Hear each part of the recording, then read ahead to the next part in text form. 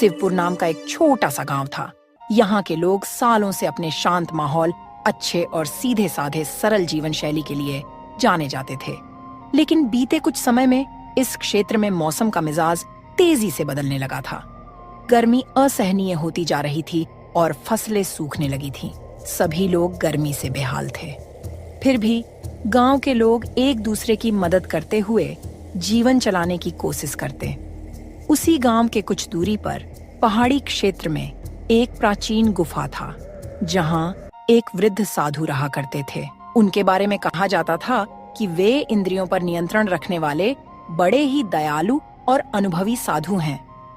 कुछ लोगों ने उन्हें साधु और कुछ ने फकीर भी समझा, लेकिन असल में वे एक व्यक्ति ही थे।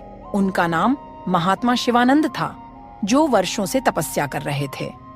वे अपने दिव्य तप से पहाड़ की उग्र जलवायु को भी सहन कर लेते थे।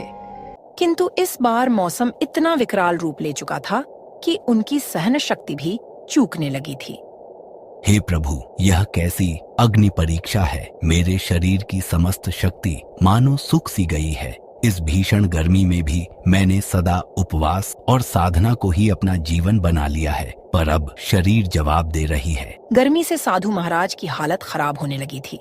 गुफा के बाहरी हिस्से में सूरज की रोशनी इतनी तीव्र थी कि अगर कोई बाहर खड़ा होता तो कुछ ही देर में पसीने से लथपथ हो जाता। पहाड़ी इलाका में जो छोटे मोटे तालाब थे, वह भी सूख चुके थे और वह पानी के बिना और भी तड़प रहे थे। ऐसे में साधु बाबा ने सोच लिया कि आज उनको किसी भी तरह गांव जाकर लोगों से सहायता लेना ही पड़ेगा। गुफा में अब और रुकना जीवन के लिए खतरा हो सकता है।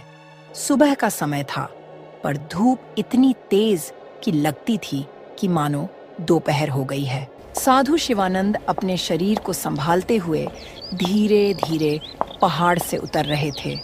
उनकी चाल डगमग हो रही थी, कंठ सूख चुका था, पर मन में अभी भी उम्मीद थी कि गांव के लोग उनकी सहायता जरूर करेंगे। रास्ते में उन्हें एक चरवाहा मिलता है, जो अपनी भेड़ियों को पहाड़ पर चराने ले जा रहा था। अरे बाबा जी, आप इस भीषण गर्मी में कहाँ निकल कर जा रहे हैं? आपकी तबीयत तो ठीक है ना? हे बेटा, मुझे कुछ पानी की आवश्यकता है। बहुत कष्ट में हूँ। क्या तुम्हारे पास पानी है? चरवाहा असमंजस में पड़ जाता है। उसके पास भी सिर्फ एक छोटा सा पानी का मशक था, जो पूरे दिन उसके लिए काफी मुश्किल से चलता था। कुछ क्षण सोचने के बाद वह थोड़ा पानी साधु को दे देता है। बाबा, मेरे पास ज्यादा पानी नहीं है, पर जो है वह आपको दे रहा हूँ। आप गांव पहुँचे तो और लोगों से भी मदद मांग लेना। साधु को थोड़ी राहत मिलती है। उन्हें इस चरवाहे में उम्मीद की किरण दिखती है। साधु उसे आशीर्वाद देकर आगे बढ़ जाते हैं। जब साधु गांव के पास पहुंचते हैं तो देखते हैं कि गांव के पास में ही एक ही कुआं था, जो अब लगभग सूख सा गया था। गांव के लोग दिन भर उसका पानी निकालकर अपने अपने काम में लगा लेते थे। साधु शिवानंद जब गांव में दाखिल हुए तो सबसे पहले उन्हें तेज धूप ने इतना तपन दिया कि उनके गर्दन पर चमकती पसीने की बूंदें झलक आईं। गांव की गलियों से गुजरते हुए वे देखते हैं कि अधिकतर मकान मिट्टी के बने थे। कुछ बैल बेचैन होकर तड़फड़ा रहे थे। थोड़ी दूर जाने पर साधु को कुछ लोग दिखाई देते हैं, जो मिलकर एक सूखे तालाब की तलहटी साफ कर रहे थे। अरे शंभू भाई, लगता है ये गर्मी हमारी जान लेकर ही मानेगी। इतनी गर्मी, ऊपर से गर्म हवा शरीर को जला दे रही है। हाँ, तुम सही कह रहे हो, पर हम कर भी क्या सकते हैं? गांव में सभी परेशान हैं। अब तो कुआं का पानी भी खत्म होने वाला है। अगर पानी खत्म हो गया तो हम सब पानी के बिना तड़प तड़प कर मर जाएंगे। हे भक्तों, क्या कोई मेरी सहायता कर सकता है? मुझे पानी की अत्यंत आवश्यकता है, और यदि कुछ छाया या विश्राम का स्थान मिल जाए तो मैं आपका आभारी रहूंगा। ग्रामीणों ने उन्हें देखा, पर कोई खास उत्सुकता नहीं दिखाई। उन्हें लगा कि यह कोई साधु या भिक्षुक होगा, जो भीख मांगने आया है। बाबा, अपने लिए पानी जुटाना इस समय हमारे लिए भी मुश्किल हो रहा है। हम खुद यहाँ सूखे तालाब की सफाई कर रहे हैं ताकि बरसात आए तो पानी संग्रहित कर सकें। ऐसा नहीं है कि हमारे पास कोई भंडार है जिसे हम लुटा दें।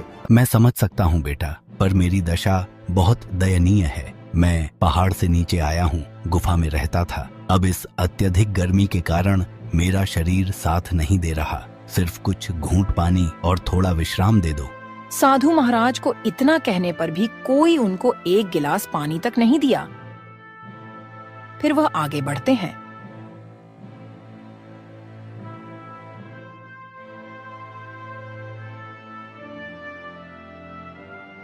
गर्मी से बेहाल मजबूर वह गांव के चौपाल पे जाते हैं, जहां लोग इकट्ठे होकर बैठते थे।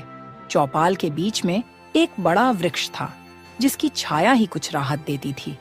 साधु उसी छाया की ओर बढ़े, लेकिन वहाँ पहले से ही कुछ लोग बैठे थे और गर्मी से बचने की कोशिश कर रहे थे। बच्चों, मुझे कुछ समय के लिए इस छाया में बैठने दीजिए और हो सके तो एक लोटा पानी दे दो। मुझे बहुत जोर की प्यास लगी है। चौपाल पर बैठे व्यक्ति बाबा का मजाक बनाते हुए बोलते हैं, बाबा, पानी की किल्लत सबको है, फिर भी अगर आपको बैठना है तो किसी कोने में बैठ जाएं, लेकिन हमसे ज्यादा उम्मीद न रखिए। फिर भी आप तो साधु हैं, आपको पानी की क्या जरूरत? आप तपस्या कीजिए। आपको तो भगवान पहले ही इतनी शक्ति दिए हुए है कि आपको पानी की क्या जरूरत? साधु जी शर्मिंदा होकर धीरे से कोने में बैठ गए। वह अत्यधिक थकान महसूस कर रहे थे। उन्हें आशा थी कि शायद कोई और उनको पहचान लेगा या मदद करेगा, लेकिन गांव वालों के बीच एक अजीब तरह का अविश्वास लग रहा था। उन्हें लगा कि साधु धोखा देने आया है या कुछ मांगने आया है जिसे वे पूरा नहीं कर पाएंगे। कुछ देर बाद गांव का मुखिया वहां आता है। वह एक तगड़ा ऊंचे कद का व्यक्ति था, चेहरे पर रोबीला भाव और आंखों में कड़ापन। उसका नाम था भगवंत सिंह। साधु, मैंने सुना है कि आप गुफा में रहते हैं और अब गांव में आकर मदद मांग रहे हैं। यह गांव कोई आश्रम नहीं है कि यहाँ साधु संतों का निशुल्क पालन पोषण होगा। जिस प्रकार हम अपने परिश्रम से जीवन चलाते हैं, वैसे ही आपको भी कोई उपाय ढूंढना होगा। साधु जी ने असहायता से उसकी ओर देखे और कमजोर आवाज में बोले, बेटा, मैंने जीवन भर तपस्या की है, किसी से मांगा नहीं, पर आज तन की कमजोरी मुझे कमजोर कर रही है। क्या इस संसार में करुणा नाम की कोई चीज नहीं बची? कुछ लोगों में हलचल हुई, पर अधिकांश ने मुखिया के क्रूर स्वभाव को देखते हुए कुछ कहने की हिम्मत नहीं की। गांव में कई परिवार थे जो पहले काफी मेहमान नवाज माने जाते थे, पर आजकल पानी और भोजन की कमी ने सबको कठोर बना दिया था।